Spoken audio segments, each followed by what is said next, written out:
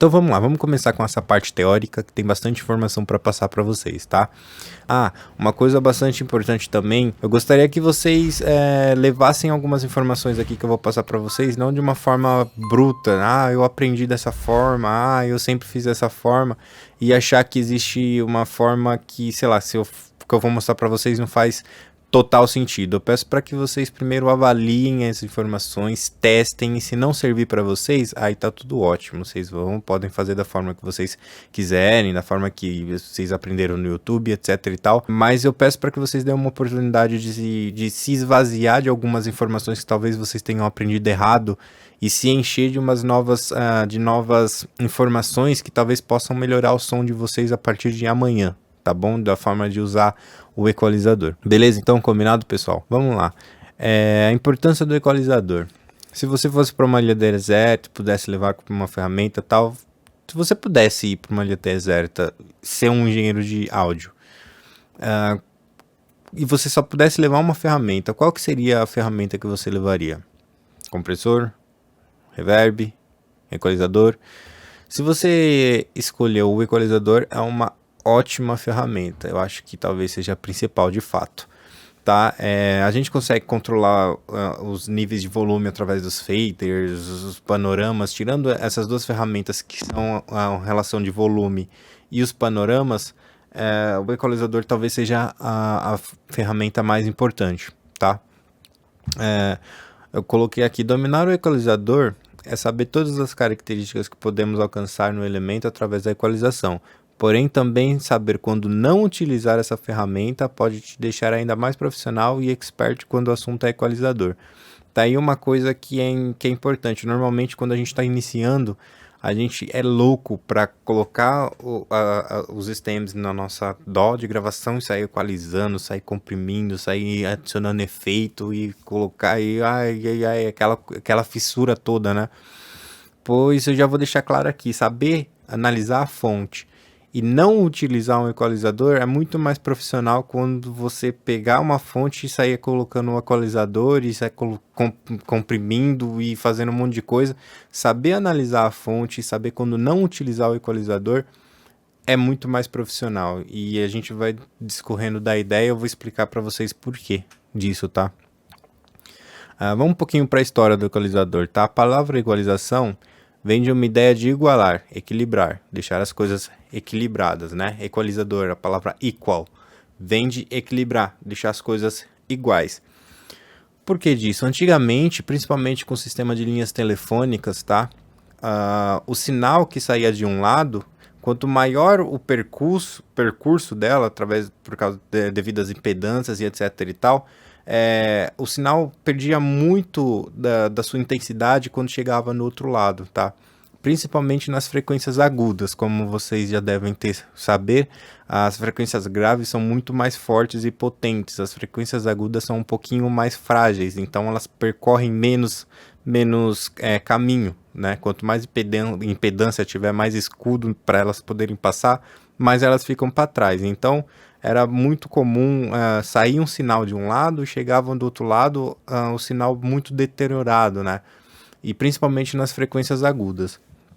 Então a galera criou esse equalizador para depois que poder igualar, voltar a igualar, sair um sinal íntegro desse lado, chegar um sinal meio que defasado desse lado, porém o equalizador puxando algumas frequências igualava novamente esse sinal para ele ser um pouquinho mais original da forma que tinha passado, né, nas partes de linha telefônica.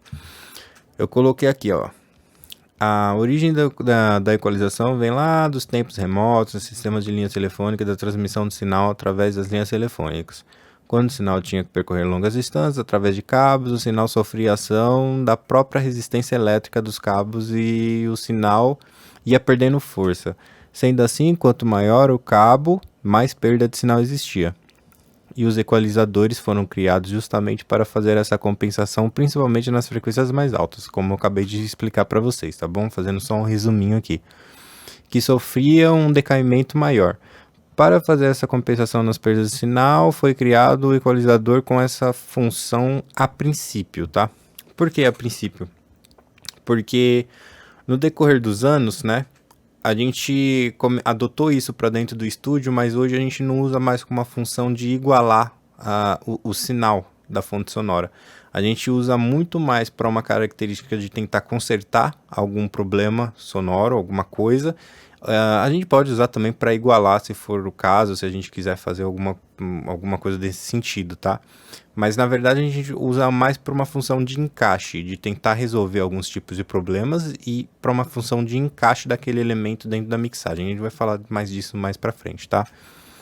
Com o passar dos anos, a utilização dos equalizadores dentro do contexto do estúdio de gravação e os equalizadores começaram a ter um outro significado, e não necessariamente no sentido de igualar as coisas, mas sim no contexto de encaixar as coisas, colorir ou corrigir algo no elemento tratado em questão. Foi o que eu acabei de comentar com vocês, beleza?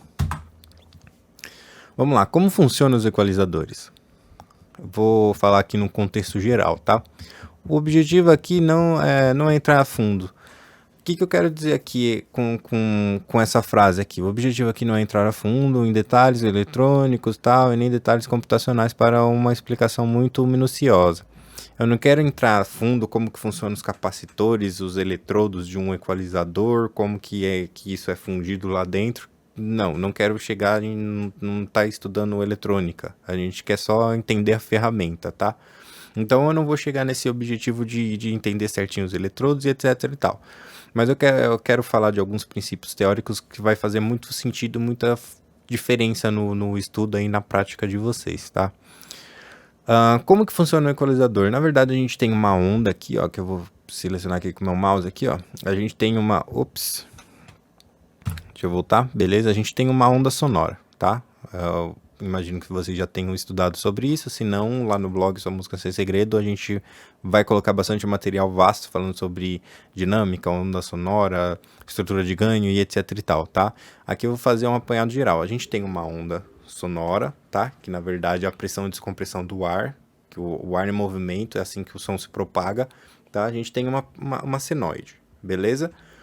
Como que funciona os equalizadores? Eles vão pegar essa senoide, tá?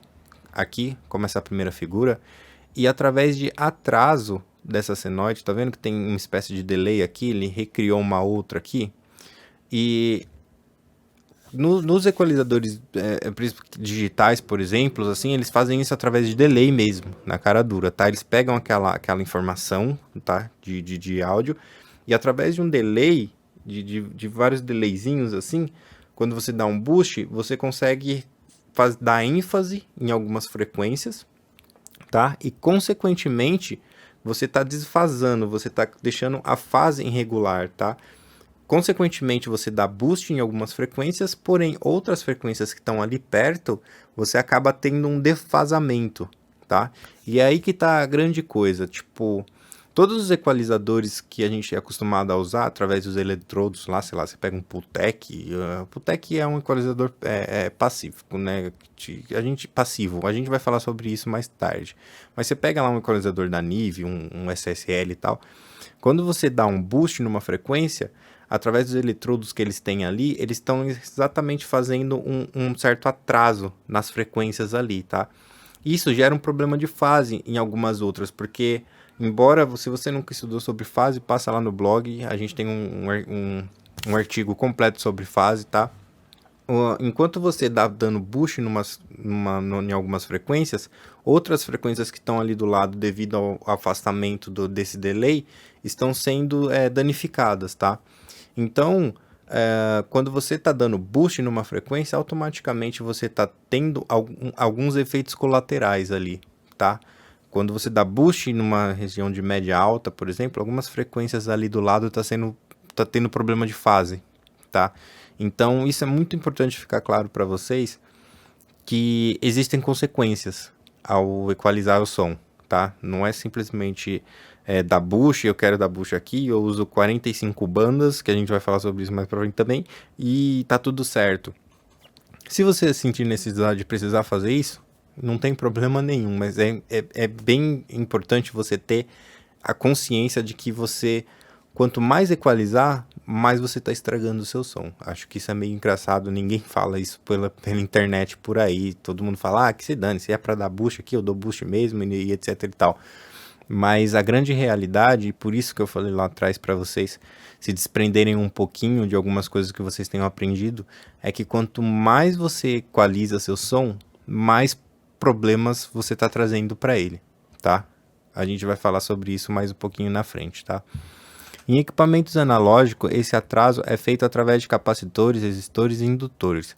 Já em âmbito digital, esse atraso é feito através de um pequeno delay no sinal original, conforme eu já tinha conversado com vocês. Quando esse delay é aplicado, a onda sofre alteração e temos interferências construtivas e destrutivas na onda devido à fase. Ou seja, algumas frequências serão mais realçadas e outras serão atenuadas. E é assim que basicamente o equalizador funciona, através da variação de fase, que o que chamamos em inglês de phase shift. Gravem esse nome, tá? Vocês vão encontrar em vários livros por aí de áudio em inglês, tá? Phase shift. O phase shift é exatamente isso. Essa defasagem que o equalizador gera ao tentar recriar ondas em atraso para poder simular o acréscimo de frequências, e quando você dá o boost em certa frequência tal, ele dá aquele boost, ele acentua aquilo, porque ele está tentando emular através de atrasos para que várias frequências se somem e algumas outras, por consequências, vão ser atenuadas, tá bom? Vamos seguindo. Basicamente, os plugins que utilizamos em ambiente digital tentam emular esse funcionamento que expliquei anteriormente. E sabendo disso, já podemos tirar a conclusão que todo movimento que fazemos ao equalizar um elemento, teremos efeitos colaterais. Podemos dar boost em uma determinada região e, por consequência, estaremos perdendo informação em outra, devido ao efeito phase shift, que a gente acabou de conversar. Beleza? Os equalizadores analógicos trabalham dessa forma, tá? Todos eles trabalham dessa forma. E essa espécie de delay é feita através dos capacitores e indutores, como a gente acabou de falar. No mundo digital, eles tentam simular isso através de um delay mesmo que eles metem lá, tá? Para tentar simular isso. Então, quando a gente pega um equalizador mesmo em âmbito digital, emulando analógico, tá? É dessa forma que eles funcionam, através do phase shift, tá? Só que a gente tem duas modelagens, que a gente tem essa modelagem que é meio padrão do phase shift, tá? Quando o equalizador trabalha dessa forma, a gente chama o equalizador de fase mínima, tá? A gente vai chamar ele de fase mínima. Opa! Aqui, ó, modelagem analógica, mesmo que fase mínima.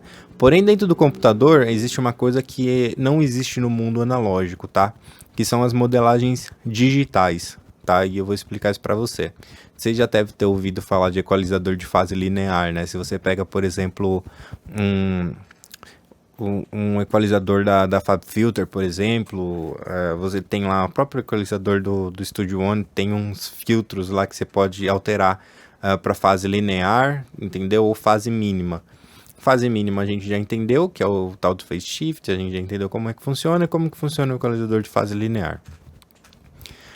Vamos concluir aqui. Na modelagem analógica, o funcionamento é exatamente como expliquei anteriormente. Para esse tipo de modelagem, chamamos os equalizadores de equalizador de fase mínima, como eu acabei de explicar para vocês. Os equalizadores de fase linear, modelagem digital, basicamente têm um algoritmo que trabalha para compensar essa diferença de fase que falamos anteriormente. Na verdade, ele cria um outro tipo de delay inteligente que compensa as regiões que teriam perdas, causando assim um som mais cristalino, transparente e com bem menos perdas. Como que isso funciona? Eu não expliquei para vocês lá atrás que o equalizador de fase mínima cria vários atrasos na onda, certo? E com esses atrasos a gente tem ênfase e desênfase de fase em determinadas regiões, certo? O equalizador digital de fase linear, ele tenta recalcular aonde a gente teria perdas por fase, entendeu?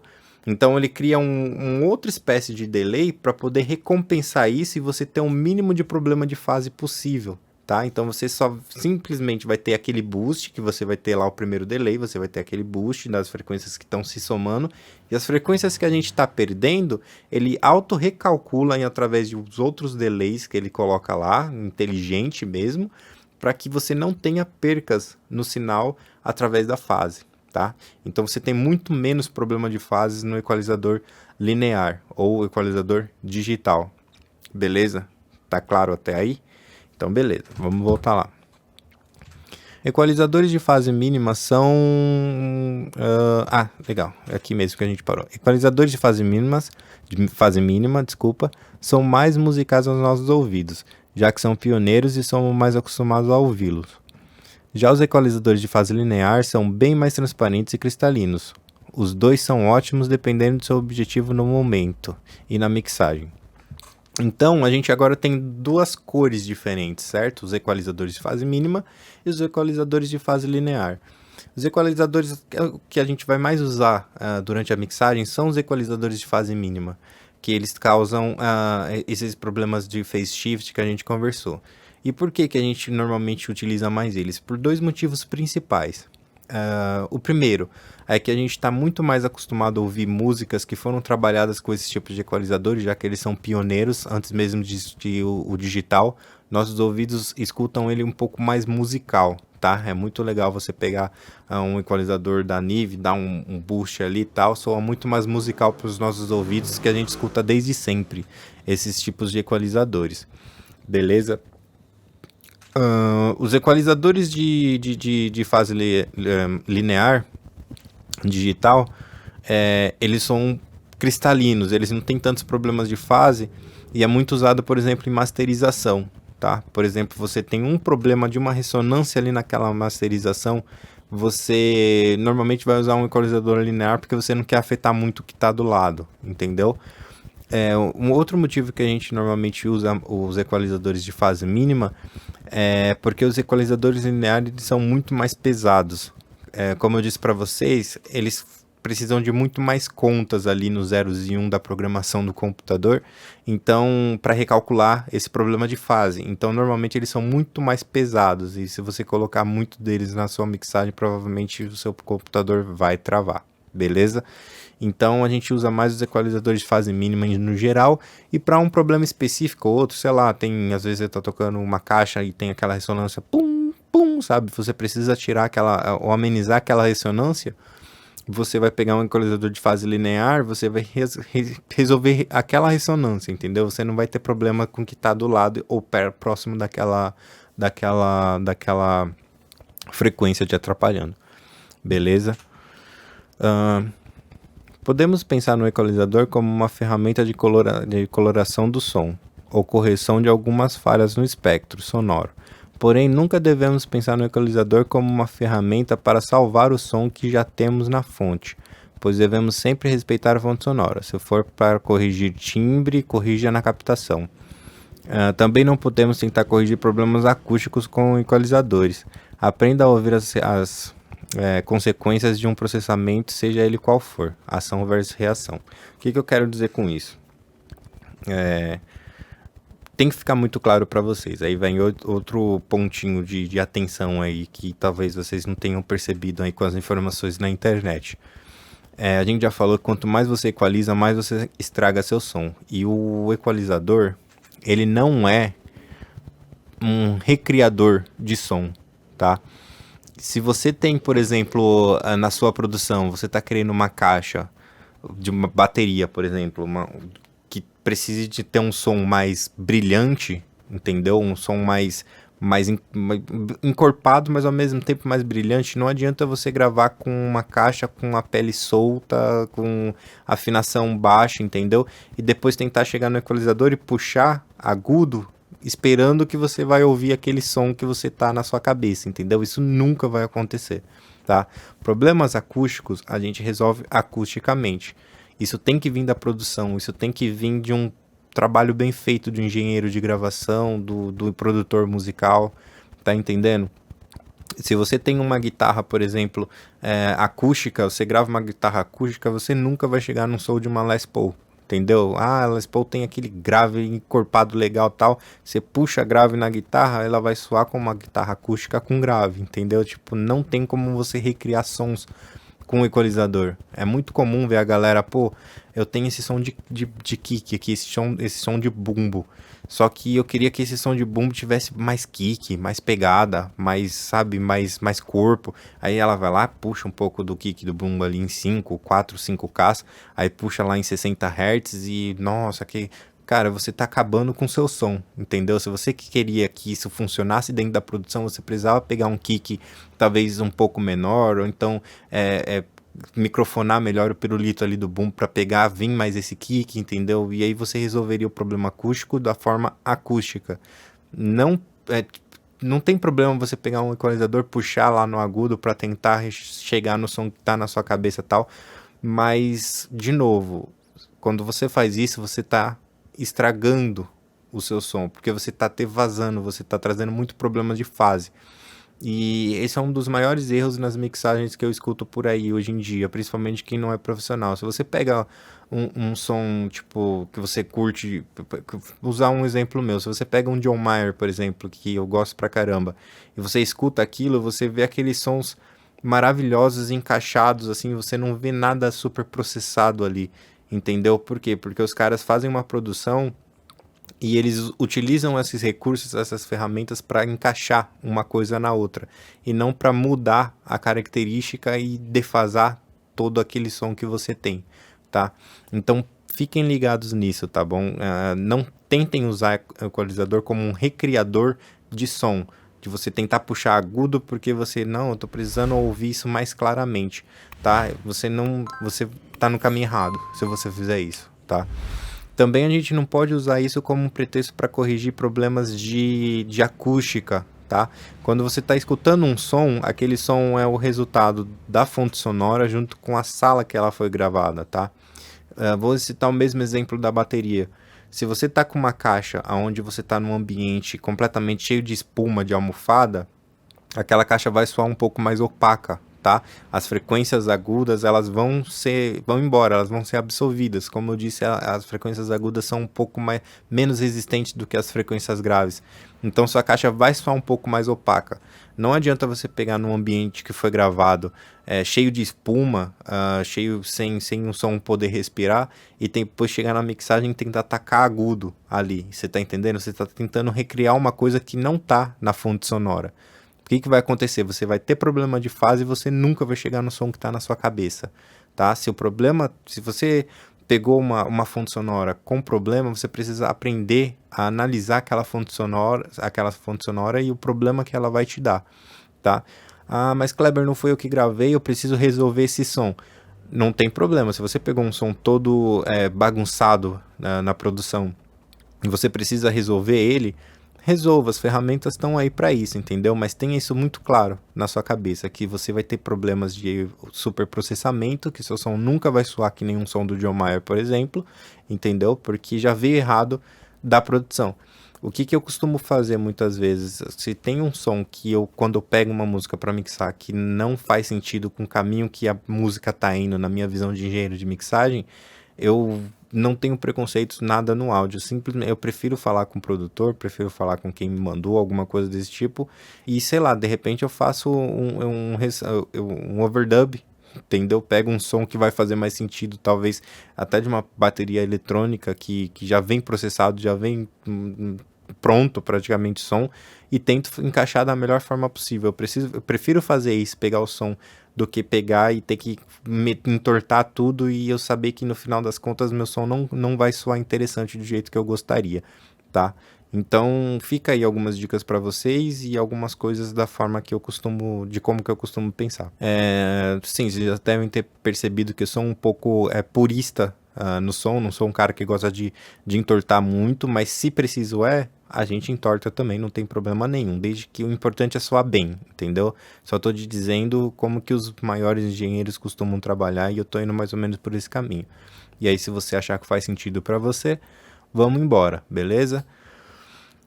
A última coisa que eu gostaria de falar nessa videoaula, nessa primeira aula, que já que a aula tá ficando bastante grande, é sobre presets, tá? Baseado no que a gente acabou de conversar, cada fonte sonora, cada ambiente, cada jeito, cada músico que toca, o som é de uma forma, entendeu? Não tem como você, sei lá, se você pegar uma bateria no mesmo lugar e trocar um músico, o som já muda completamente. Se você tocou em outra sala, o som mudou.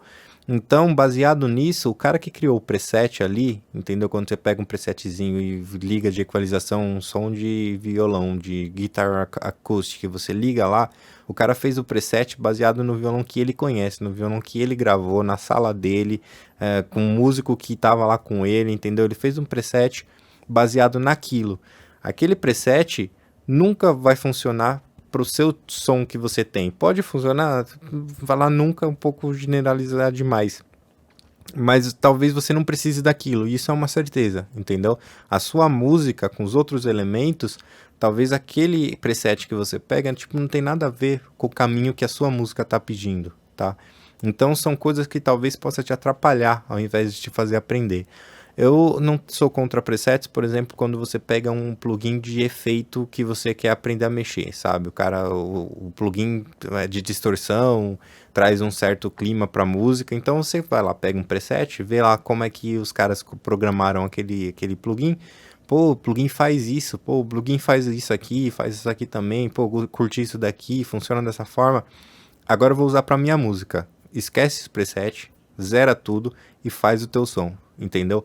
Não use presets, porque presets é feito para fonte sonora que estava no momento do cara que fez, entendeu? Então, se você usar presets, você também corre grande risco da sua mixagem não ficar legal, entendeu? Então, se você usar esses conselhos que eu acabei de te dar até agora e colocar alguns conceitos na sua cabeça, que até eu acabei de falar, quanto mais você equaliza seu som, mais você está estragando ele, né, baseado na fonte sonora original. A partir de amanhã você já começa a melhorar sua mixagem, tá? Eu sei que parece um pouco estranho, mas eu aconselho vocês a começar a treinar o ouvido de vocês e ter uma certa percepção da fonte sonora original, tá? Que vocês têm. Beleza? Então, eu vou dividir esse vídeo por aqui, tá? Pra gente continuar na próxima aula, para não ficar tão grande, para vocês poderem ir lá, pegar uma água, dar uma respirada, assimilar as informações, e no próximo vídeo eu volto pra gente dar continuidade aqui, beleza? Valeu!